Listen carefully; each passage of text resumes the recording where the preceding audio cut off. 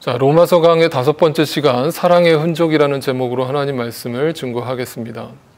어떤 분들이 혹시라도 제 설교를 들으시면서 오해하실 분들이 계실까 봐 제가 또 한 번 말씀을 드려요. 제가 누누이 말씀드렸지만 여러분들이 또 잊어버리실 수 있다라고 생각을 해서 다시 말씀드려요. 여러분, 저는요 현실의 삶을 무시한 적이 없고요. 여러분의 현실의 삶에서 돈도 필요 없고 권력도 필요 없고 명예도 필요 없고 오직 그냥 복음, 오직 하나님 말씀만 있으면 산다라는 뜻으로 설교한 적이 없습니다. 그것은 철저한 오해입니다. 여러분, 성경은요 하나님의 말씀, 하나님 나라를 소유하고 그 하나님 말씀에 깨달음이 있는 자, 그것이 온전히 믿어진 자, 그리스도와 함께 십자가에서 온전히 죽은 자는요 이 땅에 자연적인 변화가 가져온다고 말씀을 드렸고, 그 자연적인 변화는 증인된 삶으로서, 합당하게 살아야 되는 삶으로서, 구별된 삶으로서 삶의 실질적인 변화가 일어난다는 것을 말씀드렸습니다. 그것은 성경적 기준이기도 한데요. 그래서 성경은 우리의 삶에 적용의 포커스를 많이 두고 있지 않습니다. 성경의 모든 내용들은 가만 보면 어떻게 보면 굉장히 교리적이고 이론적이고 또 이상적입니다. 그런데 그 하나님의 말씀을 온전히 깨닫고 온전히 받아 먹으면 그걸 통해서 내 삶에 각자의 삶 속에 적용이 일어나고 또 그로 인해서 자연적인 열매가 맺혀간다는 것이죠.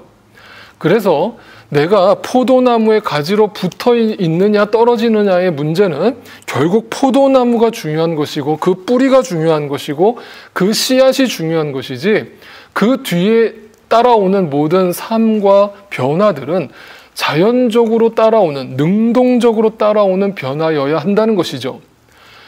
여러분 잘 들으세요. 그래서 이것이 기복주의, 율법주의와 이것이 구분되는 것인데, 율법주의는 그런 본질의 삶을 강조하지 않고 본질의 말씀을 가르치지 않고 적용에다가 포커스를 맞춰서 말씀을 가르치고 말씀을 이해시키다 보니까 사람들이 그냥 쉽게 받아먹고 쉽게 이해하는 말씀으로만 말씀을 생각하는 거예요. 그런데 그렇게 말씀을 먹으면요 절대 온전한 삶의 변화가 일어나기보다는 일시적인 변화만 일어날 거예요. 왜냐하면 이거 해라 저거 해라 라고 하는 적용적인 그런 메시지가 자꾸 선포되다 보면 그런 메시지를 듣고 여러분이 행동으로 옮기기는 쉽지만 그것이 오래 지속되지 않는다는 걸 발견하기 때문이죠. 한마디로 작심삼일이 되고 말 거라는 거예요. 그러므로 여러분, 오늘 사도 바울도 로마서를 기록하면서 처음부터 지금 그들이, 로마 교인들이 당하고 있는 삶의 어려움이나 삶의 모든 고난이나 문제들을 다루기보다는 복음이라고 하는 아주 본질적이고 아주 기초적인 그 말씀을 제대로 설명하려고 노력하고 있고 제대로 가르치려고 애를 쓰고 있다는 것을 우리가 봐야 합니다. 그래서 로마서 말씀은 앞부분을 읽으면요 너무너무 어렵고 무거운 거예요. 그래서 그 말씀을 너무 고통스럽지만 받아 먹었을 때, 제대로 이해를 했을 때 비로소 로마서 뒷부분에 가면 사도 바울이 적용이라는 것을 설명합니다.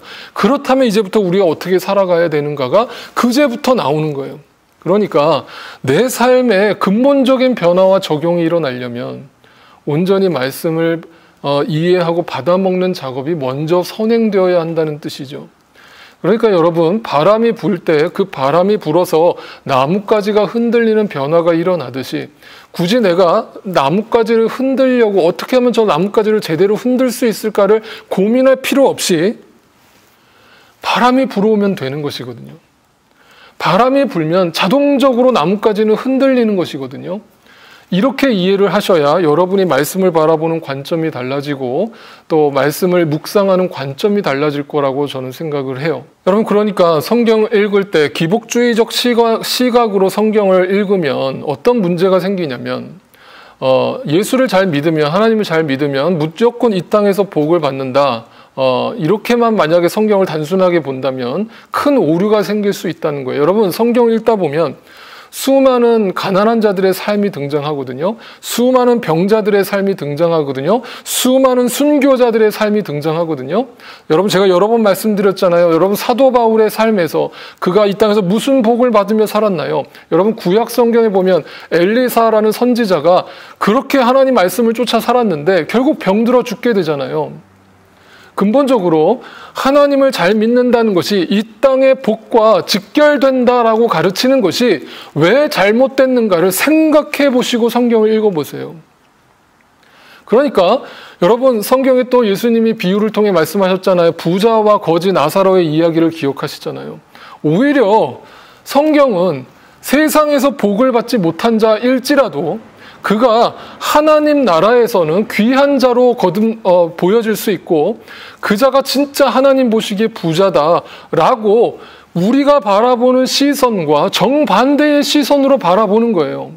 어떻게 보면 지금 여러분보다 하나님을 정말 순수하게 믿고 따르는 저 맨하탄에 있는 홈리스가 하나님 보실 땐 더 귀할 수 있다라는 거예요. 이런 관점을 우리가 갖지 못하면, 나 자신을 그렇게 바라보지 못한다면 여러분 백날 첫날 여러분 말씀을 읽어봐야 내 삶의 변화가 일어나지 않을 거라는 거예요. 여러분, 그런 사람들은요, 대부분 어떤 시선으로 교회를 바라보냐면요, 어떤 교회 안에서 신유 집회가 일어나면요, 이번 신유 집회에서 몇 명이 병을 나았대. 그러면 그 신유 집회에서 병이 나은 사람만 믿음이 좋은 사람이에요. 그리고 그들만 성공한 사람들이에요. 그러면 그 자리에서 고침을 받지 못한 자들은 믿음 없는 자가 돼버리고 결국 실패한 자가 되는 거예요. 그런 시선으로 교회를 바라보면요, 교회 몇 명 모인 데에 유치한 수준으로 바라보는 거예요. 제가 말씀드리잖아요. 어느 목사님이 저한테 오셔서, 목사님, 저는 6년, 7년째 지금 개척교회를 하는데요, 10명밖에 안 모여요. 그러면 저는 그 목사님의 마음을 저도 그 심정을 100% 이해하죠. 왜 몰라요? 얼마나 힘들어요? 얼마나 고통스럽겠어요? 얼마나 외롭겠어요? 그런데 과연 목사님이 바라보는 그 시선이 옳으냐는 거예요. 왜 10명 밖에라는 시선을 갖죠? 그 10명이라는 영혼이 어떤 영혼인데요? 하나님께서 나에게 맡겨주신 한 영혼이 천하보다 귀하다고 그랬단 말이에요. 이 온 우주 만물과 바꾸지 않을 거라고 그랬단 말이에요. 그러면 10명 밖에가 아니라 10명씩이나 보내주신 거잖아요. 여러분, 우리에게 그 관점이 있어야 하는 거예요. 그 관점이 열려야 여러분이 진짜 말씀을 제대로 보는 사람이 되고 그 기복주의적 사상에서 벗어나서 하나님의 나라의 가치관으로 성경을 보게 되는 거예요. 그럴 때 내가 깨지게 되어 있고요, 내가 부서지게 되어 있고요, 나의 고정관념과 내 경험으로 쌓은 그 잘못된 열심과 지식이 무너진단 말이에요. 그게 복음이에요. 여러분, 그게 진짜 복음의 능력이고 말씀의 능력이거든요. 여러분, 진짜 저는 여러분이 그러한 변화가 일어나기를 바라고 성경을 그런 관점에서 볼 수 있게 되는 날이 오시기를 진심으로 바라요. 그래서 여러분, 그렇다면 성경에 말하는 진짜 그 본질이 뭘까요? 아주 심플해요. 심플하지만 사실 어려워요. 그런데 그 어려운 것이 불가능한 것은 아니에요. 좁은 길을 간다는 것이 불가능한 것을 얘기하는 것은 아니에요. 가능하다는 거예요. 넉넉히 이긴다는 거예요. 왜? 내 힘으로는 도저히 불가능하지만 예수 그리스도를 쫓아갔을 때 예수 그리스도의 능력으로는 가능하다는 거예요. 그 본질이 뭘까요? 아주 심플하게 이렇게 얘기합니다. 예수님께서 우리에게 이런 말씀 주셨잖아요. 새 계명을 너희에게 주노니. 다시 한 번만 여러분 이 말씀 생각해 봐요. 예수께서 그에게 말씀하셨다. 내 마음을 다하고 내 목숨을 다하고 내 뜻을 다하여 주 너의 하나님을 사랑하라 하였으니 이것이 가장 중요하고 으뜸 가는 계명이요. 둘째 계명도 이것과 같은데, 제가 여러 번 말씀드렸어요. 다르지 않아요. 같아요. 그런데 내 이웃을 내 몸과 같이 사랑하여라 한 것이다. 이 두 계명에 온 율법과 예언서에 본 뜻이 달려있다. 본 뜻이 달려있다. 그러니까 이게 뭐냐면 신앙생활의 본질이 바로 이거다라는 거예요. 하나님 사랑과 이웃 사랑이 같다라고 말씀을 드렸는데, 그렇다면 하나님 사랑과 이웃 사랑이 어떻게 같아질 수 있느냐? 그 말의 본질은 이렇게 이해를 하셔야 돼요. 하나님을 제대로 알면, 하나님의 말씀을 제대로 깨달으면, 그 표면적인 말씀 속에 숨겨진 하나님의 뜻을 보게 되면 반드시 그 인간이라는 눈에 보이는 사람의 모습으로 정죄하거나 판단하는 그런 삶이 아니라 그 영혼을 바라보는 시선이 생기고 그 영혼을 사랑할 수 있게 될 것이다 라는 뜻이에요. 이것이 바로 예수님이 산상수훈에서 말씀하신 오른손이 하는 것을 왼손이 모르게 하라는 말씀과 연결되는 것이에요. 그걸 제가 산상수훈 강의할 때 말씀드렸잖아요. 오른손이라고 하는 것이 뭐라고요? 하나님의 오른팔을 상징한단 말이에요. 그러니까 정확하게 번역하면 오른쪽 사이드예요. 그 오른쪽이라는 것은 항상 하나님의 생각과 하나님의 관점이에요. 그 하나님의 관점을 알게 된 자는요, 왼손이 모르게 하는 거예요. 그러니까 왼손의 시선이라는 건 이 세상의 시선이에요. 눈에 보이는 걸로 판단하고 정죄하는, 그걸로 가치 평가를 매기는 그런 시선이에요. 그게 왼쪽 편이에요. 그 왼쪽 편에서 바라보는 사람들은 도저히 이해할 수 없는 삶을 살게 되는 게 오른쪽 사이드를 본 사람들이에요. 그러니까 용서의 삶을 산다는 거, 사랑의 삶을 산다는 거, 여러분 이것이 어떻게 상식적이에요? 이게 왼쪽 사이드의 눈으로 바라보면 도저히 이해가 안 되는 삶이에요. 그잖아요. 그런데 오른쪽 사이드를 알게 된 사람은요, 그 왼쪽 사이드에도 당연히 변화가 일어나겠죠. 왜? 하나님의 시선을 알게 됐으니까, 무엇이 진리인지를 알게 됐으니까, 무엇이 하나님 보시기에 아름답고 복있고 또 하나님의 명령하신 그 이 땅에 충만하게 하시는 진짜 하나님 나라의 가치라는 것을 알게 되었으니까 그 시선과 관점으로 이 땅에 남은 삶을 산다는 거예요. 그러니까 자동적으로 변화가 일어나는 것이죠. 자, 좀 더 구체적으로 말씀드리면, 그렇다면 왜 그 오른쪽 사이드의 말씀을 알게 되는 것이 중요한가? 하나님을 알게 된다는 것, 하나님을 사랑하게 된다는 것이 중요한가? 그 하나님을 사랑하게 되면 근본적으로 그 다음에 이웃을 사랑하는 것이 함께 자동적으로 따라오기 때문에 그것이 본질적으로 같은 것이라고 설명한 것이란 말이에요. 그 이유가 무엇일까? 그렇다면 이 땅에서 때로는 내가 고난을 당하고 가난을 겪고 때로는 병에 걸리는 이유가 무엇인가? 근본적으로 답은 하나라고 그랬잖아요. 욥의 이야기를 통해서 우리가 깨달은 건 뭐예요? 욥의 결론이 뭐예요? 그 고난을 잘 견뎌라예요? 그 고난 속에서도 하나님이 위로해 주신다예요? 그게 아니잖아요. 욥기의 결론이 뭐냐면 그 고난을 통해서 비로소 욥이 눈을 떴다는 거예요. 하나님의 사랑에 대한 눈을 떴다는 거예요. 진짜 하나님 나라를 보게 됐다는 거예요. 그것이 따라오니까 자동적으로 삶의 변화가 따라오는 거예요. 이해가 되시죠? 그렇다면 때로는 내 삶에 가난을 주시고 이 땅에 고난을 주시고 없음의 시간을 주시는 이유가 뭐냐면 하나님 사랑의 눈을 뜨게 하려는 목적이에요. 네. 그래서 만약 그런 가치로 여러분의 지금 삶을 들여다본다면 여러분 그 시간이 그래서 축복이라는 거예요. 왜? 하나님을 더 가깝게 만날 수 있는 축복의 시간이에요. 근데 그걸 바라보지 못하는 사람은 그 고난 속에서 절망만 하는 거예요. 한숨만 쉬는 거예요. 여러분 아프죠? 괴롭죠? 너무 고통스럽죠? 그러나 그게 만약에 목적이라면 여러분 하나님 믿는 게 아니에요. 하나님은 그 시간을 통해서 나 여기 있다. 내가 너를 사랑한다는 걸 그걸 더 알기를 바란다. 나는 질투하는 하나님이야. 너는 나를 쳐다봐야 되는데 그동안에 너무 눈에 보이는 걸 너는 쫓아 살아왔잖아. 그러니까 그 고난의 시간을 통해서 나 좀 바라볼래? 라고 하나님이 초대하시는 거예요. 그리고 만약에 내 삶 가운데 때로는 부를 주시고 물질의 복을 주시고 때로는 건강의 복을 주시는 이유가 뭐겠어요?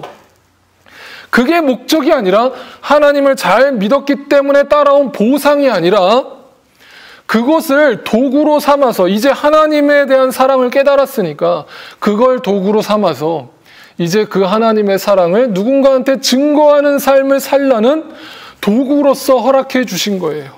그러니까 이 땅의 복은요, 철저하게 하나님을 만나는 시간의 도구가 되는 것이며 또한 하나님을 만난 자의 이 땅에 하나님의 사랑을 전하는 도구가 되는 것뿐이에요. 네, 여러분 이걸 이해하셔야 돼요. 다시 한 번만 이 말씀을 깊이 생각해 보세요. 그걸 이해하면요, 오늘 사도 바울이 이 로마서의 이 서론 부분에서 인사말을 쓰면서 성도들에게 적당한 인간적인 위로의 말이 아니라 그 복음을 설명하려고 하는 그 이유를 분명히 깨닫게 되는데, 자, 오늘 본문 9절 말씀을 보면요, 사도 바울이 그 인사말에서 이런 뉘앙스를 풍겨요. 9절, 하나님은 내가 그 아들의 복음을 전하는 일로 충심으로 섬기는 분이시기에 내 마음속을 알고 계십니다. 자, 제가 여기 빨간색으로 칠하는 걸 읽어보세요. 하나님은 내 마음을 알고 계신다는 거예요. 사도 바울의 고백이에요. 그러면 이 말을 쉽게 풀어 얘기하면 이거죠. 하나님이 내 마음을 안다는 거는 나도 하나님의 마음을 안다는 거예요. 여러분, 이게 요한복음 15장에서 예수님이 포도나무 비유에서 말씀하신 하나님과 내가 저 안에 저가 내 안에 하나님과 내가 하나가 된 거예요. 그게 말씀 안에서 일치가 된 거예요. 그 말씀을 깨달았다 이 말이에요. 그 사도 바울이 그게 되니까, 아까 오른쪽 사이드에 서게 되니까 비로소 왼쪽 사이드에 사는 방식을 버리게 됐는데, 그게 뭐냐면 그 자기의 인생이 어떻게 변했다고 얘기해요? 다시 보세요. 그 아들의 복음을 전하는 일에 충심을 다했다는 거예요. 거기에 뭐예요? 진짜 열심이 나왔죠. 그 전에는, 하나님을 알기 전에는 어떤 열심이 있었어요? 사도 바울에게. 네? 오히려 예수 믿는 자들을 핍박하러 다녔고 하나님을 강하게 어게인스트 했잖아요. 거부했잖아요. 그게 내 삶의 열심의 열매였단 말이에요. 근데 하나님을 진짜 만나고 나니까 내 삶의 열심의 이유가 바뀐 거예요.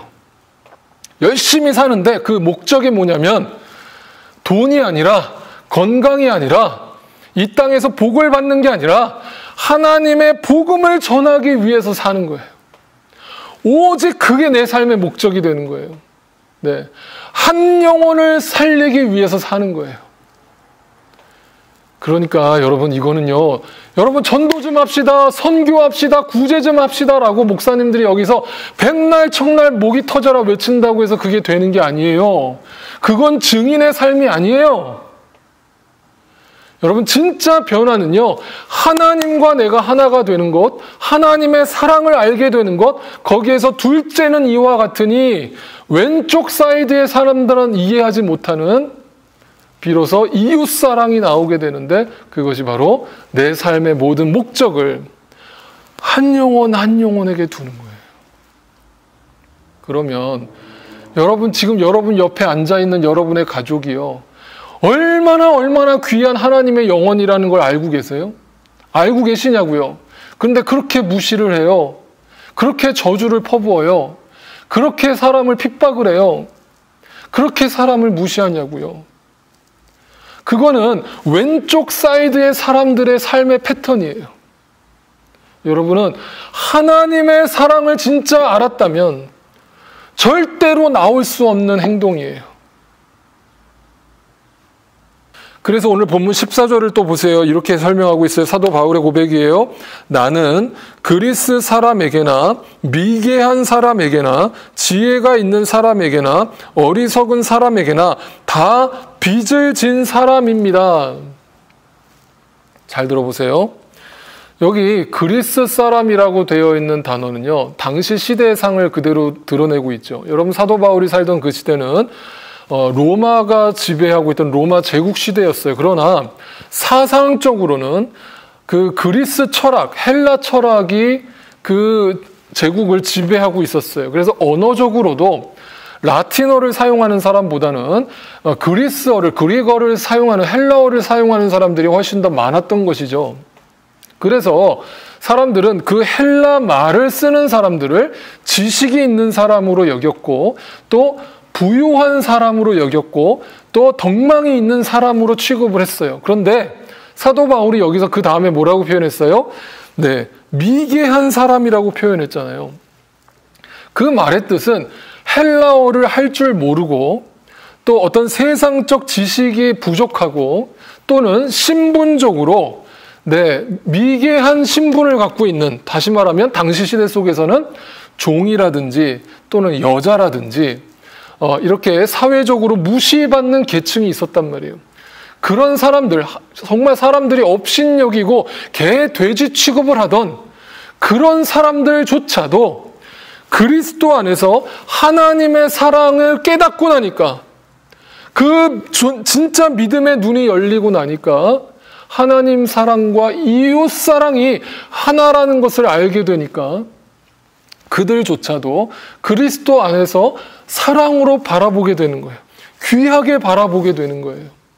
그러니까 교회에 여러분 편견이 있는 시선이 있을 수 있어요. 다르다고 해서 틀리다라고 말할 수 있어요. 그건 불가능한 일이에요. 그래서 교회는 예로부터 당시 시대 속에서 핍박받던 사람들, 소외당하던 계층들이 교회 안에 들어와서 위로를 받고 힘을 얻고 그 평등함을 누렸던 거예요. 왜? 그것은 인격적인 게 아니라 하나님의 사랑을 깨달은 자들이 마땅히 그러한 삶을 실천했던 것이에요. 그래서 여러분 한국 기독교 안에, 초대 한국 기독교 안에 들여다보면 그게 정말 있을 수 없는 일들이 벌어졌죠. 왜냐하면 그 시대는 조선 말기였기 때문에 양반과 상놈이 여전히 구분되어 있던 시대란 말이에요. 그럼 양반과 상놈이라는 거는 정말 주인과 종의 관계잖아요. 그런데 교회 안에 예수 그리스도 안에서 그 주인과 종이 함께 예배를 드리는 거예요. 이거 여러분 기적 아니에요? 그러면서 그 종이 주인을 세상에서는 양반이라고 불러야 되고 주인님이라고 불러야 하지만 교회 안에서는 형제 자매라고 부르는 거예요. 그러니까 그 교회가 천국이 아니고 뭐겠어요? 그러니까 교회는 천국의 모형이에요. 네, 평등한 거예요. 남자나 여자나 차별이 없고 주인과 종의 차별이 없는 거예요. 그러니까 그런 곳이 교회라면 어떻게 교회가 기득권을 가진 자들의 자기 자랑을 하는 터전이 될 것이며, 교회가 부자들만 모이는 교회가 있을 수 있으며, 네, 특별한 계층만 모이는 교회가 있을 수 있겠어요.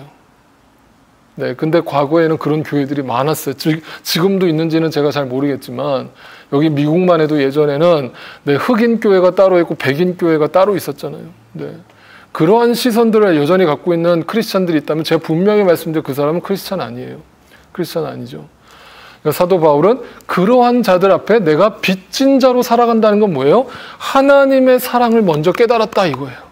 그죠? 그러니까 당연히 그 이웃 사랑이 편견 없이 나오는 거죠. 그러면서 오늘 8절 말씀을 또 보니까 그 로마 교인들을 향해서 사도 바울이 뭐라고 얘기하는지 들어보세요. 나는 먼저 여러분 모두의 일로 예수 그리스도를 통하여 나의 하나님께 감사를 드립니다. 뭔가 칭찬할 게 있다는 거예요.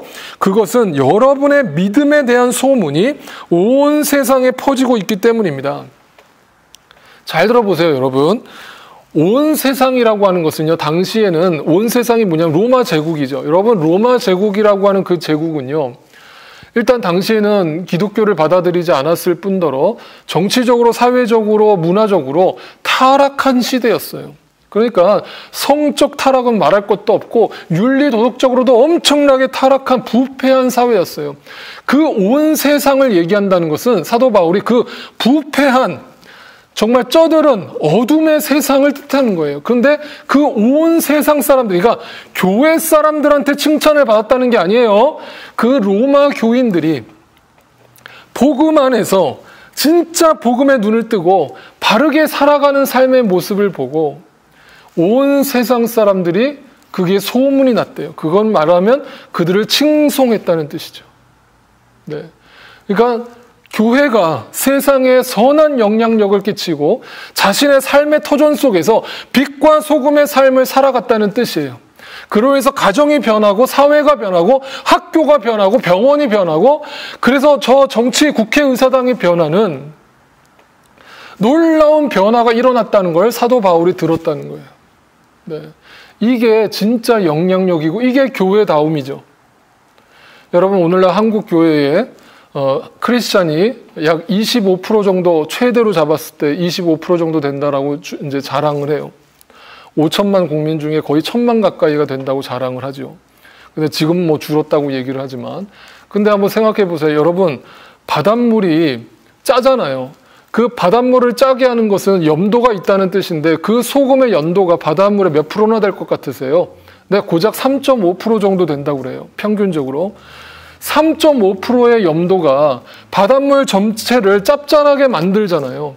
그러면 25%의 제대로 된 크리스찬이, 하나님 사랑에 눈을 뜬 크리스찬들이 한국 사회 속에 살아간다면 어떻게 각계각층에서 변화가 일어나지 않을까요? 어떻게 각계각층에 부패한 삶이 만연될 수 있을까요? 어떻게 10년, 20년, 30년의 기독교가 그 자리에서 뿌리를 받고 버티고 있는데 그 사회가 조금도 요동하지 않을까요?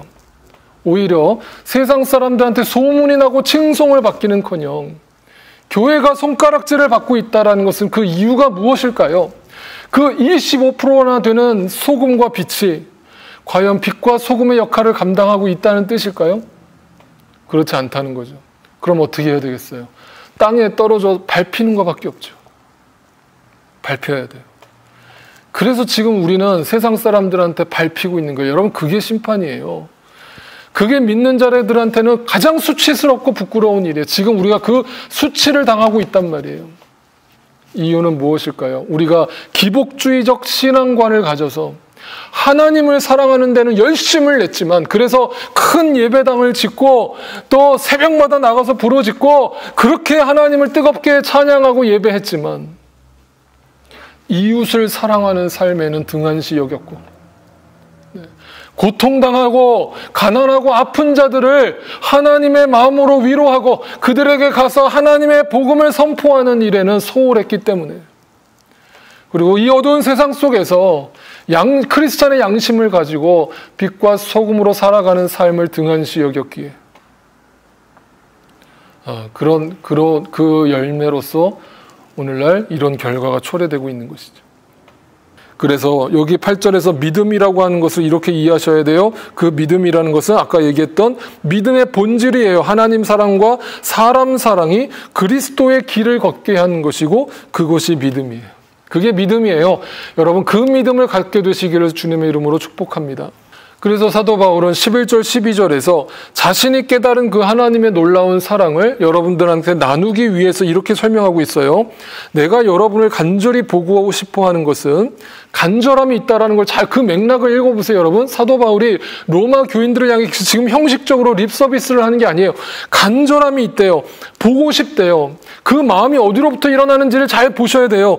여러분에게 신령한 은사라고 했어요. 신령한 은사라는 게 뭐예요? 여러분, 고린도전서에서 그 사랑장에서 사도 바울이 더욱 큰 은사를 사모하라 라고 하면서 뭐라고 얘기했어요? 믿음, 소망, 사랑 중에 가장 소중한 것이 뭐라고 그랬어요? 가장 귀한 것은 사랑이라고 그랬잖아요. 그러니까 여기서 신령한 은사라는 게 뭐예요? 사랑이에요. 무슨 사랑이요? 하나님의 무한한 사랑이요.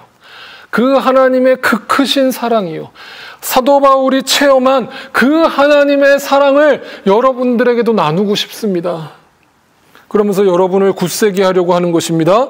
그 사랑이 여러분을 굳세게 한대요. 이 말의 뜻을 잘 아셔야 돼요.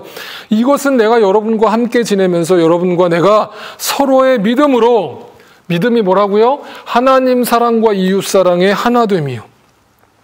서로를 격려하고. 그러니까 누가 누구를 원웨이로 가르치고 교육받는 게 아니에요. 신앙생활이라는 것은 서로 교통하는 거예요. 목사나 성도가 서로 위로가 되고 격려가 되는 존재, 그런 관계가, 그게 그리스도의 공동체거든요. 저는 우리 함께하는 교회가 그런 공동체라고 믿어요. 그래서 저는 너무 감사한 게 너무 행복한 목사예요. 진심이에요. 저는 성도님들한테 너무 많은 위로를 받아요. 너무 많은 격려를 받고요. 너무 많은 사랑을 받아요. 아마 세상에 저는 유일무이한 목사라고 저는 생각해요. 감히. 예, 그런 성도를 만난 저도 복이죠. 복이에요. 여러분, 근데 그게 여러분 그냥 형식적으로 나온 거라고 저는 생각하지 않아요. 저는 여러분한테 그런 마음으로 저도 여러분께 쏟아줬다고 저도 감히 얘기해 드려요. 서로 주고받는 거예요. 네, 그게 그리스도의 공동체거든요. 근데 사도 바울이 그렇게 얘기하는 거예요. 서로 그 큰 은사, 그 사랑 안에서 하나님의 비밀의 사랑을 깨달은 우리가 그 사랑을 이 공동체 안에서 서로 나누고 실천하자. 여러분, 우리가 언젠가는 대면 예배를 다시 재개하게 될 텐데 저는 다른 이유가 아니에요.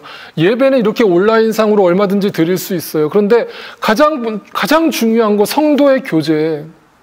서로 만나서 내 살을 비비고 서로 말을 섞고 서로 웃어가면서 때로는 아프면 같이 울어가면서 그렇게 함께 울고 함께 웃는 그런 신앙의 뜨거운 공동체가 다시 회복되기를 소망하기 때문이거든요.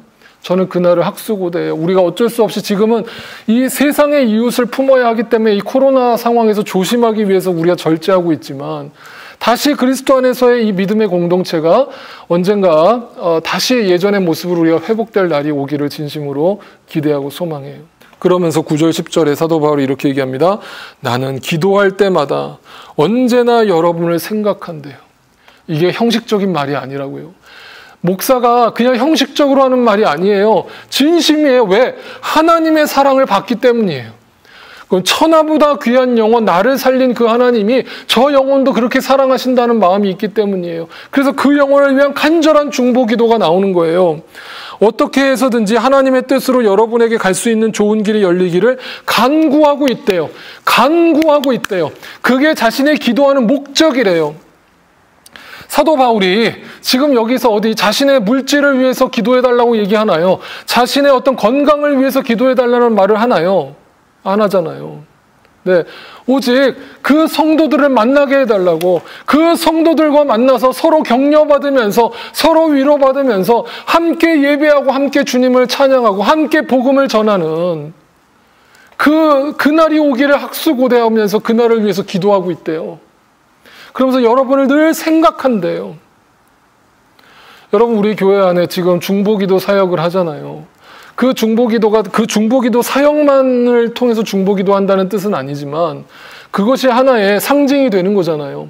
그건 뭐냐면 나 자신의 문제만을 기도하는 수준에서 벗어나서 그 영혼을 생각하는 거거든요.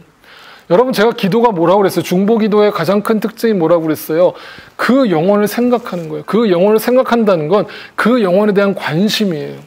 그 영혼에 대한 관심으로 기도하는 사람은요, 이렇게 만났을 때 그냥 형식적인 인사말로 지나칠 수가 없어요.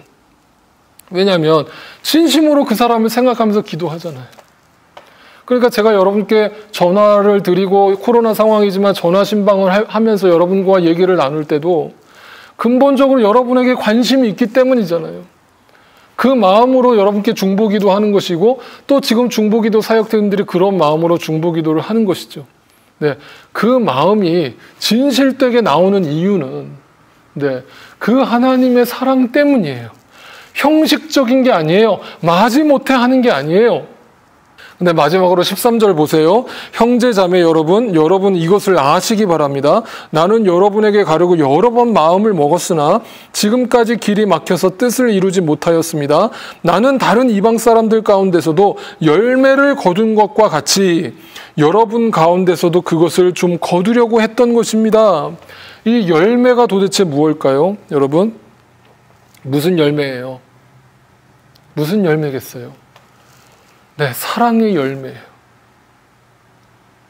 복음의 열매라고요. 내가 그리스도의 사랑으로 그 영혼을 품고 기도한 것에 대한 열매예요. 그걸 확인하고 싶어서 사도 바울은 지금 로마 교인들도 핍박을 받고 있거든요. 그 위험한 곳이거든요. 근데 그곳에 가고 싶어서 안달이 났잖아요. 그 열매를 확인하고 싶어서. 네. 여러분, 이게 크리스찬의 마음이에요. 그 하나님의 사랑을 온전히 깨달은 자의 삶이에요. 그 마음이에요. 여러분, 때로는요, 그 열매를 내가 거두지 못할 수가 있어요. 그러면 여기서 사도 바울이 그 열매를 확인한다는 건 뭐냐면 매 순간 나에게 주어진 삶에 최선을 다해서 나에게 주어진 그 씨앗을 뿌리고, 복음의 씨앗을 뿌리고, 그리고 그 열매를 거둔다는 것이 목적이지만 그건 하나님이 하시는 일이기 때문에 내가 그 열매를 거두는 것이 아니라는 뜻도 포함되어 있는 거예요. 다시 말하면 이거 쉽게 말씀드리면 이거예요. 여러분, 사도 바울은요, 왜 지금 서신을 통해서 로마 교인들한테 복음이란 무엇인가를 이렇게 상세하게 설명하려고 할까요?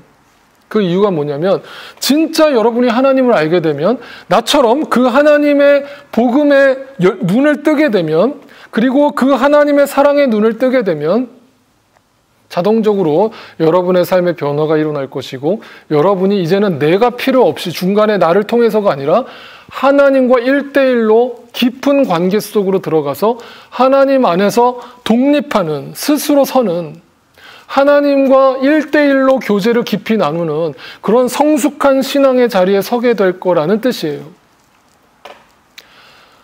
저는 목회자로 여러분 앞에 서 있지만 저는 여러분을 말씀을 가르치고 여러분과 함께 신앙생활하는 목적은 유목사가 아니면 신앙생활을 제대로 할 수 없는 사람을 만들려고 하는 게 아니라 유목사가 없어도 여러분 스스로가 하나님 말씀을 온전히 이해하고 여러분과 하나님이 1대1로 더 깊은 관계로 들어가서 여러분 스스로가 하나님 앞에서 독립적으로 건강하게 설 수 있는 성숙한 신앙인이 되기를 바라는 마음에서 제가 그냥 도구로 쓰임받는 것뿐이에요. 그게 제가 여기 존재하는 목적이고 이유예요. 네. 그러니까 혹여라도 유목사 의존적 신앙생활을 하고 있다면 여러분 거기서 벗어나야 돼요. 여러분 그건 이단이에요. 그거는 교주로 삼는 거나 다를 바 없어요. 목회자는 그런 존재가 아니에요. 목회자는 단지 여러분의 신앙생활을 돕는 자예요. 말씀으로 여러분을 도전하는 자예요. 말씀으로 여러분을 깨우치는 자일 뿐이에요. 그리고 여러분이 1대1로 하나님 안에서 하나님의 그 예수 그리스도 안에서 포도나무가 되어서 시냇가에 심겨진 나무가 되어서 이제는 여러분 스스로 건강하게 서시는 거예요. 여러분 그러면 어디로 가셔도 상관없어요. 여러분 교회 떠나셔도 상관없어요. 그런 존재가 되면요. 더 이상 저를 찾지 마세요. 네. 지금 저희 교회에서 신앙생활 하다가 다른 데로 가신 분들도 계시잖아요. 그러니까 나쁜 곳으로가 아니라 싸워서가 아니라 이제 다른 이유로 개인적인 사정으로 이제 다른 지역으로 가신 분들. 제가 이렇게 가끔씩 소문을 들으면 신앙생활 잘 하고 계시다는 얘기를 들으면 저는 그거보다 기쁜 게 없어요. 네, 그거보다 기쁜 게 없고 그거보다 감격스러운 게 없어요. 언젠가 하나님이 더 훌륭한 그런 동역자들을 만나게 하셔서 또 교회를 만나게 하셔서 하나님 안에서 그 안에 열매를 맺게 하실 것을 믿기 때문이에요. 그걸 바라보기 때문이에요. 그래서 절대 여러분 뭐 그런 것에 대해서 시기와 질투와 있을 이유가 전혀 없어요. 그건 세상적인 세속적인 마음이고 인간적인 마음이에요. 그래서 여러분 다시 한번 말씀드려요. 하나님 사랑과 이웃 사랑. 되게 아주 쉬운 말 같지만 사실 어려운 거예요. 근데 그 어려운 것을 이해하려면요. 바람이 어디로부터 부는지를 알면요. 그걸 깨닫고 나면요. 그게 진짜 믿어지면요. 자연적으로 나뭇가지가 흔들리는 삶이 시작돼요. 그게 변화예요. 여러분 그런 신앙생활 하셔야죠. 그런 믿음 가지셔야죠. 그렇게 하나님 앞에 칭찬받는 자로 살아야죠. 증인된 삶을 살아야죠. 이제 남은 삶은 여러분의 삶이 아니기 때문이에요. 여러분 이제 우리는 그리스도와 함께 십자가에 죽고 그리스도와 함께 다시 살았다고 고백하는 자들이에요.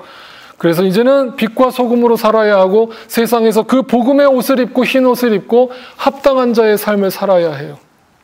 그럴 때 여러분의 삶에 그렇게 사랑을 실천하면서 살아가는 삶이 될 때 누군가를 깊이 생각하면서 중보하면서 그 영혼을 위해서 눈물로 기도하면서 살아가는 진정한 복음 전도자가 될 때 하나님은 그걸 통해 여러분의 삶을 통해 영광 받으실 거예요.